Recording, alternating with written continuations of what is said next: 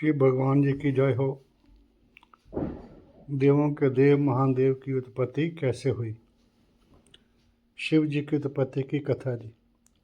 अजन्मे, निराकार, निर्गुण और निर्विकार भगवान शिव की उत्पत्ति की संपूर्ण कहानी है जी।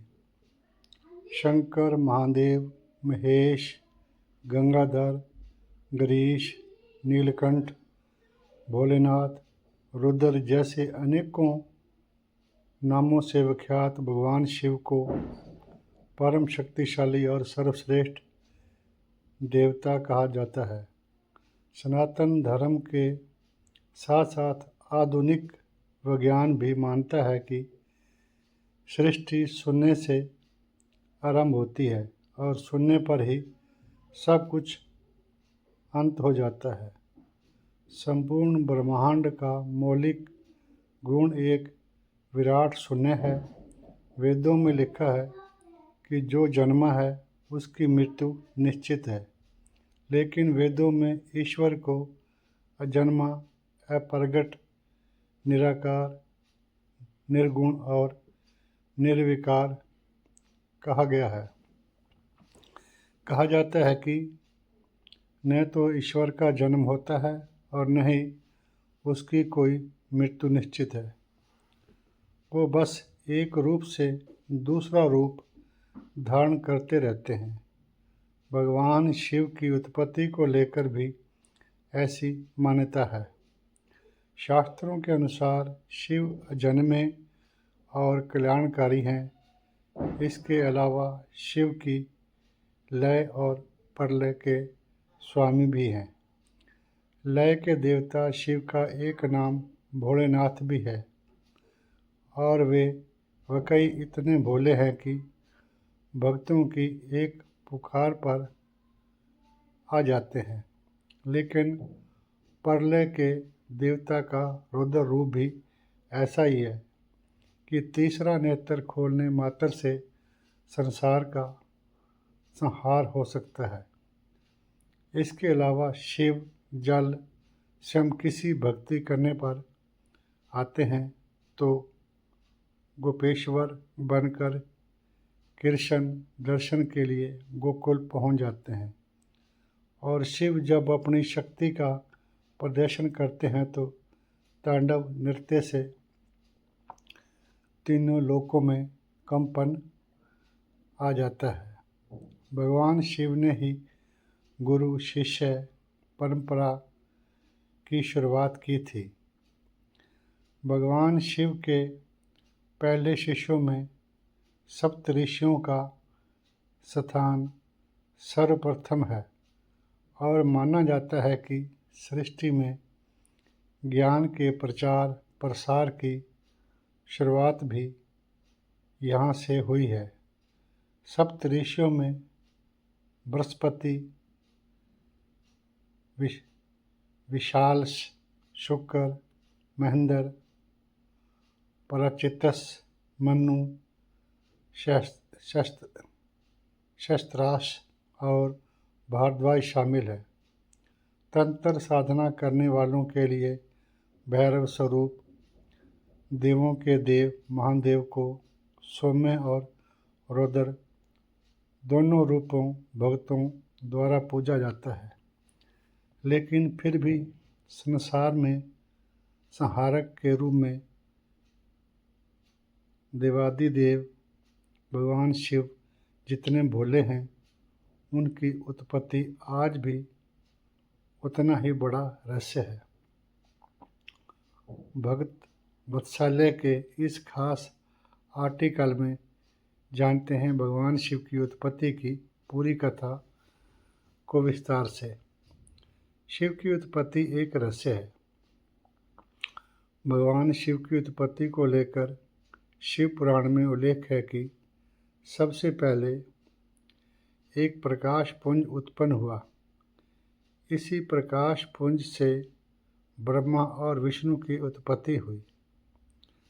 जब ब्रह्मा जी ने प्रश्न करते हुए प्रकाश पुंज का परिचय पूछा तो उसने स्वयं को शिव बतलाया।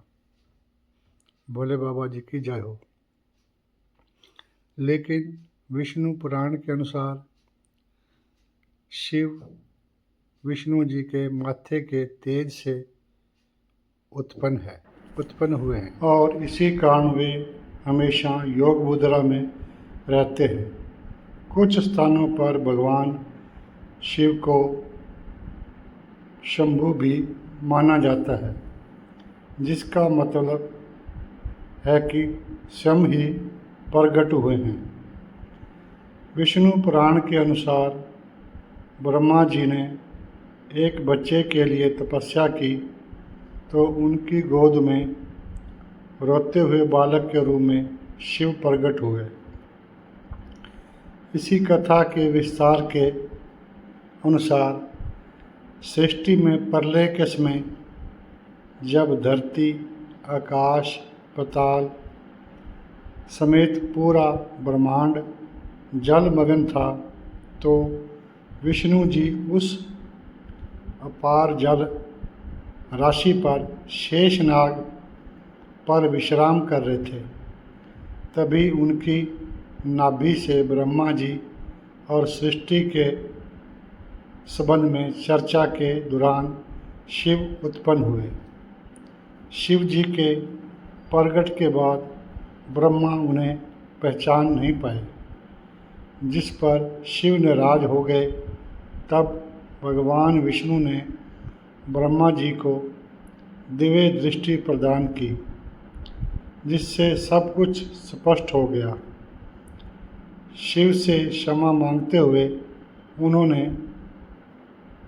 उनसे अपने पुत्र रूप में अवतार लेने की याचना की और शिव बच्चे के रूप में उनकी गोद में प्रकट हुए।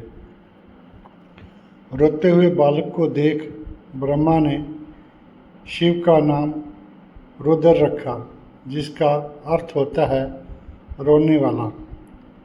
इसके अलावा ब्रह्मा ने ही शिव को शिव, सर्व, भाव, उग्र, भीम, पशुपति, ईशान और महादेव जैसे 108 नाम दिए। कूर्म पुराण की एक कथा के अनुसार सृष्टि की उत्पत्ति के समय ब्रह्मा जी के आंसुओं से भूत प्रेतों और मुख से रुद्र उत्पन्न हुए। रुद्र भगवान शिव के अंश और भूत प्रेतों के स्वामी हैं। भगवान शिव की उत्पत्ति को लेकर एक प्रसंग यह भी है कि भगवान ब्रह्मा और भगवान विष्णु के मध्य श्रेष्ठता को लेकर विवाद हो गया। तभी उन्हें एक रसमयी खंभा दिखाई दिया। उस खंभे से एक अदृश्य और दिव्य आवाज़ ने भगवान ब्रह्मा और विष्णु को खंभे का पहला और आखिरी छोर ढूंढने को कहा और अपनी श्रेष्ठता सिद्ध करने की चुनौती दी। भगवान ब्रह्मा ने पक्षी का रूप धारण कर खंभे के ऊपरी हिस्से की खोज में उड़ान भरी और भगवान विष्णु बाह्य रूप में खंभे के निचले छोर को ढूंढने निकल पड़े। लाख प्रयास करने के पश्चात भी दोनों असफल रहे। तभी खंभे ने स्वयं का परिचय शिव के रूप में दिया। भोले बाबा जी की जय हो। शिव के विवाह। भगवान शिव की दो पत्नियों में पहली देवी सती और दूसरी माता पार्वती हैं। कुछ पौराणिक कथाओं में महादेव के 4 विवाह होने की बात भी कही गई है। पहला विवाह दक्ष प्रजापति की पुत्री माता सती के साथ हुआ था। सती के पिता ने जब भगवान शिव का अपमान किया, तब सती ने यज्ञ कुंड में खुद को भस्म कर लिया। इसके बाद भोलेनाथ ने हिमालय की बेटी शक्ति स्वरूपा देवी पार्वती से विवाह किया, जो माता सती का ही पुनर्जन्म था। भगवान शिव की तीसरी पत्नी देवी उमा और चौथी पत्नी माँ महाकाली को बताया गया है। हालांकि अधिकतर स्थानों पर उमा और महाकाली को पार्वती का ही रूप बताया गया है। भोले बाबा की जय हो। शिवलिंग क्या है जी? भोले बाबा जी के शिवलिंग के हम सभी पूजा करते हैं, इसके बारे में जानकारी लेते हैं। शिव की पूजा हिंदू धर्म में शिवलिंग के रूप में भी की जाती है। शिव अर्थात कल्याणकारी लिंग अर्थात सर्जन शिवलिंग के दो प्रकार होते हैं। पहला सभी शिवलिंग के स्वरूप वाला काला अंडाकार शिवलिंग और दूसरा पारे का शिवलिंग। मान्यताओं के अनुसार लिंग एक विशाल लौकिक ब्रह्मांड का प्रतीक है। शिव ज्योतिर्लिंग क्या है जी? इसके बारे में आपको बता रहे हैं। शिव पुराण में